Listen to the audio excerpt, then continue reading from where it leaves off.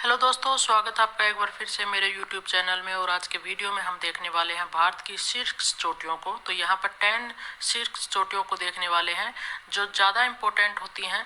वो पहली, दूसरी, तीसरी ये अक्सर पूछी जाती हैं। तो 3 तो आपको याद ही रखनी है, वेरी इंपॉर्टेंट है ये।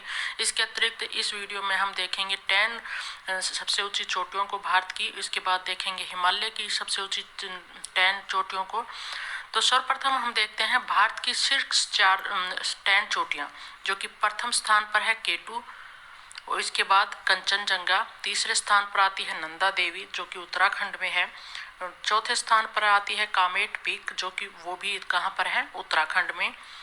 पांचवें स्थान पर है साल्टोरो कागरी चोटी, जो कि जम्मू कश्मीर में है। छठे स्थान पर आती है सीजर कागरी पीक, जो कि जम्मू कश्मीर में है।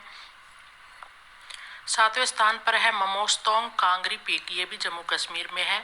और रिमो पीक है 8वें स्थान पर जम्मू कश्मीर में। तो देखिए कांगरी चोटियां जो हैं कहाँ पर हैं, जम्मू कश्मीर में है। तो ये 5वें 6ठे स्थान पर कौन सी हैं, कांगरी, साल्टोरो कांगरी चोटी, seizure Kangri peak, ममोस्तोंग Kangri peak और रिमो पीक, ये कहाँ पर है, जम्मू कश्मीर में है। 9वीं सबसे ऊंची चोटी की बात करें तो वो है हरदोल पीक, जो कि उत्तराखंड में है। 10वीं जो चोटी है भारत की वो है चोखबा चोटी, जो कि वो भी कहाँ पर है, उत्तराखंड में। तो सर्वाधिक जो ऊंची चोटियां हैं वो जम्मू कश्मीर में है, और उसके बाद उत्तराखंड में है। और सबसे ऊंची चोटी कहाँ पर है, वो है जम्मू कश्मीर में, ठीक है, जो कि पाक अधिकृत क्षेत्र में आती है। इसलिए कई बार यहाँ पर क्वेश्चन इस प्रकार का बनता है कि कई बार केटू को नहीं दिया जाता है, क्योंकि आमतौर पर देखें तो ये पाक अधिकृत क्षेत्र में जाती है। तो कई बुकों में इसको भारत की सबसे ऊंची चोटी नहीं माना जाता, कंचनजंगा को माना जाता है। लेकिन क्योंकि भारत का क्षेत्र है, इसीलिए वो राइट आंसर होगा कि क्वेश्चन में अगर केटू हो तो राइट आंसर होगा केटू। अगर केटू आंसर में हो ही नहीं, ऑप्शन में हो ही नहीं, तो वहां पर राइट आंसर होगा कंचनजंगा, जो कि कहाँ पर है, सिक्किम में है। कंचनजंगा सबसे ऊंची, भारत की सबसे ऊंची चोटी कौन सी है, कंचनजंगा, जो कि सिक्किम में है। और केटू की बात करें, ये जम्मू कश्मीर में है और पाक अधिकृत क्षेत्र में है। तो कई बार ये ऑप्शन में नहीं आता है, लेकिन ध्यान रखिए सबसे ऊंची चोटी भारत की बात करें, क्योंकि भूमि तो हमारी ही है ना, तो केटू सबसे ऊंची भारत की चोटी है। दूसरे स्थान पर है कंचनजंगा। तीसरे स्थान पर वेरी इंपॉर्टेंट है, ये तीनों याद रखनी है आपको, भूलने के यहाँ पर कोई चांस नहीं है। तो कंचनजंगा और उसके बाद आती है नंदा देवी, पूछा जाता है ये क्वेश्चन, दोनों इंपॉर्टेंट है आपका, कंचनजंगा और नंदा देवी। और नंदा देवी की बात करें तो ये कुमायूं हिमालय की भी सबसे ऊंची चोटी है। जब हम आगे देखेंगे तो आप सभी जानते हैं हिमालय को जो है 4 भागों में बांटा गया है। कौन कौन सा, पंजाब हिमालय, कुमायूं हिमालय, और उसके बाद आता है नेपाल हिमालय, और फिर आता है असम हिमालय। तो नंदा देवी जो है कुमायूं हिमालय में आती है, और सबसे ऊंची चोटी जो है कुमायूं हिमालय की वो कौन सी है, नंदा देवी, जो कि कहाँ पर पड़ती है, उत्तराखंड में। कुमायूं हिमालय जो अधिकतर है उत्तराखंड में पड़ता है, तो ये ध्यान रखना है। और असम हिमालय की बात करें तो उसमें आती है कंचनजंगा, जो सबसे ऊंची चोटी कौन सी है, कंचनजंगा असम हिमालय की, जो कि सिक्किम में पड़ती है।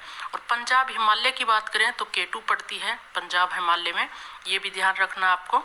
तो पंजाब हिमालय की सबसे ऊंची चोटी केटू है, और कंचनजंगा असम हिमालय की सबसे ऊंची चोटी है, और नंदा देवी जो कुमायूं हिमालय की सबसे ऊंची चोटी है। और नेपाल हिमालय की बात करें तो वो कौन सी है, माउंट एवरेस्ट। नेक्स्ट हम देखेंगे हिमालय की सबसे ऊंची 10 चोटियों की बात करेंगे। तो हिमालय में जो है विश्व की सबसे 10 ऊंची चोटियां आ जाती हैं, वो कौन कौन सी हैं वो देखेंगे हम। तो माउंट एवरेस्ट विश्व की सबसे ऊंची चोटी है, जो कि नेपाल में है, हिमालय में स्थित है ये। इसकी ऊंचाई भी पूछ ली जाती है 8,848, तो ध्यान रखना है कितनी ऊंचाई है। तो हिमालय में स्थित है माउंट एवरेस्ट। इसके बाद बात करेंगे तो हिमालय में ही आ जाती हैं विश्व की 10 चोटियां, जो कि सबसे ऊंची हैं। दूसरे स्थान पर आती है केटू शिखर, जो कि भारत में है, जो कि पाक अधिकृत क्षेत्र में है अभी फिलहाल। तो इसकी ऊंचाई है 8,611। तीसरी की बात करेंगे, वो भी भारत में है, कंचनजंगा है। इसकी ऊंचाई कितनी है, 8,548। इनकी ऊंचाइयां नहीं पूछी जाएंगी, आमतौर पर माउंट एवरेस्ट की पूछ ली जाती है, तो ये ध्यान रखनी है इसकी ऊंचाई कितनी है। इसके बाद हम बात करेंगे पहले स्थान पर माउंट एवरेस्ट, दूसरे स्थान पर है गार्डविन ऑस्टिन, जिसको केटू कहा जाता है। तीसरे स्थान पर है कंचनजंगा। ठीक है, विश्व की सबसे ऊंची चोटियां हैं, और भारत की भी यहाँ पर देखें तो केटू सबसे ऊंची है, फिर है कंचनजंगा, फिर है नंदा देवी, जो कि हम देख चुके हैं। तो 3 आपको याद ही रखनी है, वेरी इंपॉर्टेंट है। तो आगे देखेंगे लोहत से, जो कि ये हिमालय में आती है, चौथी सबसे ऊंची चोटी है। उसके बाद मकालू। तो याद रखना है इनका क्रम, माउंट एवरेस्ट, केटू, कंचनजंगा, लोहित से और मकालू। ये 5 हमने देखी, जो कि यहाँ 5 तो वेरी इंपॉर्टेंट है, इनको याद रखनी है। सबसे ऊंची कौन सी है, क्रम से लगाना पूछा जाता है, तो इस क्रम को याद रखें, माउंट एवरेस्ट, केटू शिखर, कंचनजंगा, लोहित से और मकालू। नेक्स्ट हम देखेंगे भारत की अन्य प्रमुख चोटियों को, जहां से क्वेश्चन बनते हैं उनको। तो लक्षद्वीप की बात करें तो लक्षद्वीप की सबसे ऊंची चोटी है नारचो। कौन है, नारचो। तो ऐसे ध्यान रख लीजिए कि लक्ष्य जब तक न मिल जाए ना, तब तक ना रुको, रुको कर लीजिए, तो आपका निकट कर आ जाएगा नारचो। ठीक है, लक्षद्वीप की सबसे ऊंची चोटी कौन सी है, नारचो। अंडमान निकोबार की सबसे ऊंची चोटी कौन सी है, बहुत ही बार पूछा गया है, मोस्ट इम्पोर्टेंट है ये, वो है सैंडल पीक, सबसे ऊंची चोटी है। तो कैसे ध्यान रखेंगे, देखिए अंडा है, ठीक है, अंडे को अपनी सैंडल से बचाना है, ठीक है, उसको फोड़ना नहीं है, सैंडल से बचाना है, सैंडल, ठीक है, सैंडल पीक। तो अंडमान निकोबार से अंडे को किससे बचाना है, सैंडल से बचाना है, तो याद रखेंगे सैंडल पीक है अंडमान निकोबार की सबसे ऊंची चोटी। दक्षिण भारत की सबसे ऊंची चोटी कौन सी है, तो वो है अनामुदी, जो कि अनामलाई पहाड़ियों की एक श्रृंखला में आती है। अनामुदी यानी अनामलाई की जो पहाड़ियां हैं उनकी सबसे ऊंची चोटी है अनामुदी, जो कि दक्षिण भारत की सबसे ऊंची चोटी है। तो ध्यान रखना है, दक्षिण भारत की सबसे ऊंची चोटी कौन सी है, अनामुदी। और ये बात करें तो नीलगिरी पर्वत श्रेणी के ठीक नीचे हैं अनामलाई की पहाड़ियां। ठीक है, अनामलाई की पहाड़ियां किसके नीचे हैं, नीलगिरी पर्वत श्रेणी के नीचे हैं, और इसी पहाड़ियों का एक प्रमुख चोटी है अनामुदी। और अनामलाई पहाड़ी के नीचे आती हैं इलायची की पहाड़ियां, और उसके नीचे आती हैं नागरकोइल की पहाड़ियां। तो ये क्रम भी ध्यान रखिए, देखिए सबसे पहले पड़ता है नीलगिरी पर्वत श्रेणी, ठीक है, उसके बाद आती है अनामलाई पहाड़ियां, उसके बाद आती हैं इलायची की पहाड़ियां, और फिर आती है नागरकोइल की पहाड़ियां, जो कि दक्षिण भारत की सबसे लास्ट की ये जो पहाड़ियां हैं वो यही हैं। यहाँ से भी क्वेश्चन बन जाता है कि दक्षिण छोर की सबसे अंतिम जो पहाड़ियां हैं वो कौन सी हैं, तो वो है नागरकोइल की पहाड़ियां। तो नीलगिरी पर्वत के नीचे पड़ती हैं अनामलाई पहाड़ियां, जिनमें अनामुदी जो पहाड़ी है सबसे ऊंची चोटी है। तो ये ध्यान रखना है, दक्षिण भारत की सबसे ऊंची चोटी कौन सी है, अनामुदी। इसके बाद हम बात करेंगे नीलगिरी पर्वत की जो श्रेणी है इसकी सबसे ऊंची चोटी कौन सी है, तो वो है डोडा बेटा। पूर्वी घाट और पश्चिमी घाट जो है नीलगिरी पर्वत श्रेणी पर स्थित हैं। तो देखिए जो पश्चिमी घाट हो गए, ठीक है, और पूर्वी घाट हो गए, इनके जो मिलन स्थल है वहां पर पड़ती है नीलगिरी की पहाड़ियां, ठीक है। इसके नीचे पड़ती हैं अनामलाई की पहाड़ियां, फिर इलायची की पहाड़ियां, और फिर नागरकोइल की पहाड़ियां। तो हमने नीलगिरी की जो सबसे ऊंची चोटी है वो है डोडा बेटा, और उसके बाद पड़ती है अनामलाई की पहाड़ियां, इसकी सबसे ऊंची चोटी है कौन सी, अनामुदी, जो कि दक्षिण भारत की सबसे ऊंची चोटी है। और नीलगिरी से क्वेश्चन बनता है, याद रखना है कि नीलगिरी पर्वत की सबसे ऊंची चोटी कौन सी है, डोडा बेटा। तो ऐसे याद रख सकते हैं, नील नील नील दिया मैंने अपने बेटे की शर्ट में, तो वो मेरा क्या हो गया, राजा बेटा बन गया। ऐसे कर सकते हैं, राजा बेटा, ठीक है। नील दिया था तो बेटा क्या हो गया था, बहुत अच्छा दिखने लगा, बेटा, इसी नील से याद रखेंगे बेटा, डोडा बेटा। आगे बात करेंगे सतपुड़ा पर्वत श्रृंखला कहाँ पर स्थित है, ये ध्यान रखें। सर्वप्रथम तो ये मध्य प्रदेश में स्थित है, और इस सतपुड़ा पर्वत श्रृंखला की सबसे ऊंची चोटी जो कौन सी है, धूपगढ़ है।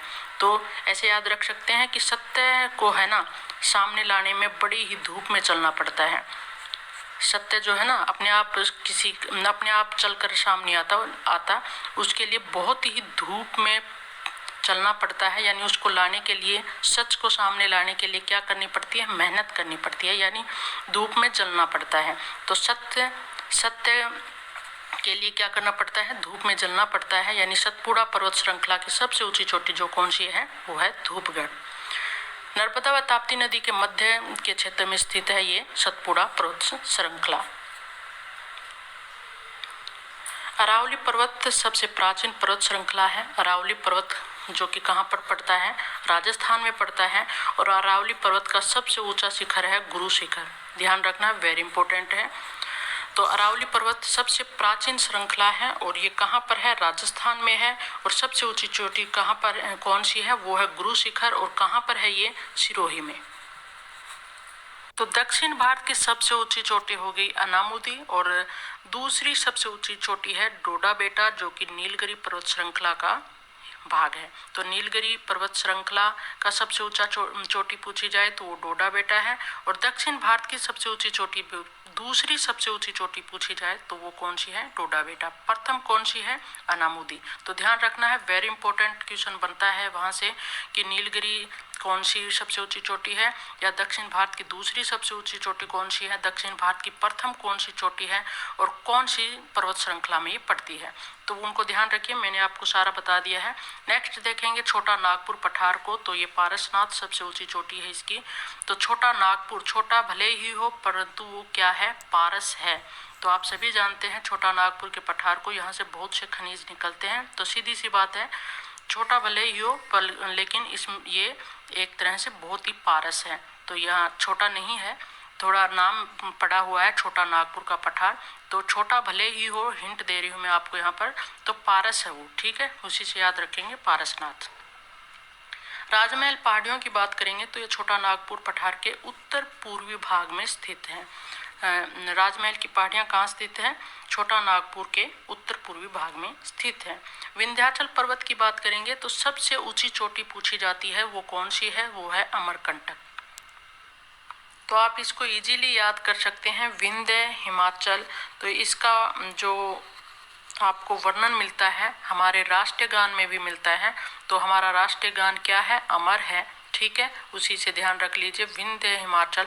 तो विंध्याचल पर्वत क्या है, अमर है ये हमारा।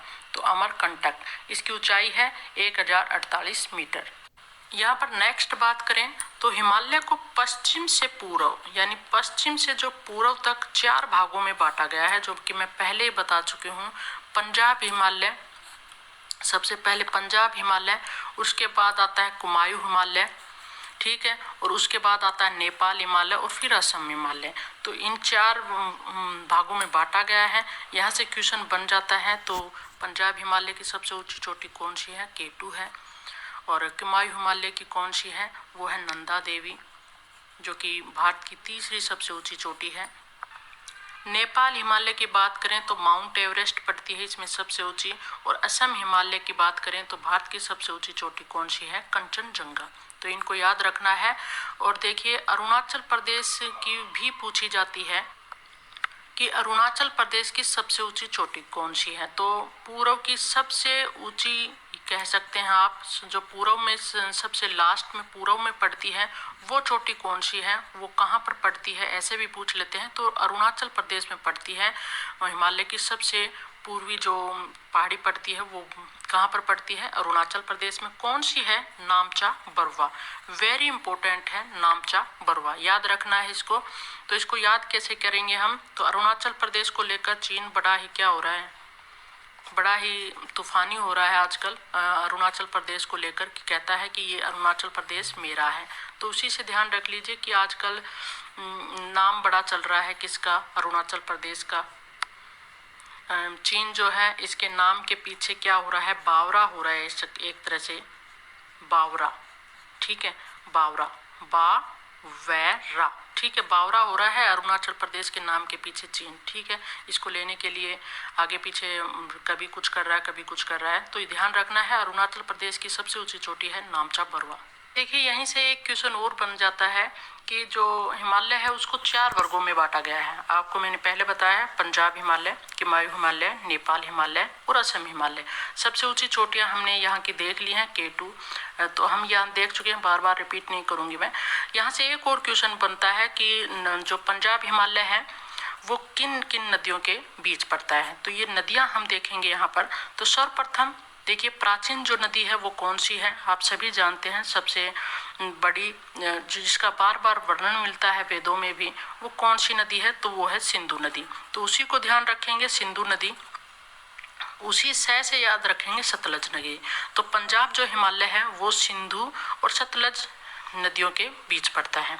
आगे चलते हैं, वो फिर इसके आगे पंजाब हिमालय के बाद कौन सा आता है हिमालय, कुमाऊं हिमालय, जिसको गढ़वाल हिमालय भी कहते हैं। तो देखिए सतलज तो यही रहेगी, ठीक है। इससे आगे तो सतलज कैसी हो गई, काली हो गई। तो सतलज कुमाऊं हिमालय जो है ना, सतलज और काली नदियों के बीच स्थित है। इसके आगे जो हिमालय है वो नेपाल हिमालय है। तो वो ही काली नदी तो रहेगी, काली। काली नदी को देखकर लोग क्या हो गए, त्रस्त हो गए, बहुत ही त्रस्त हो गए वे, त्रस्त, ठीक है। त्रस्त से याद रखेंगे तीस्ता नदी जो नेपाल में है। नेपाल हिमालय जो स्थित है काली और तीस्ता नदी के मध्य स्थित है। इसके बाद आता है नेपाल हिमालय के बाद असम हिमालय।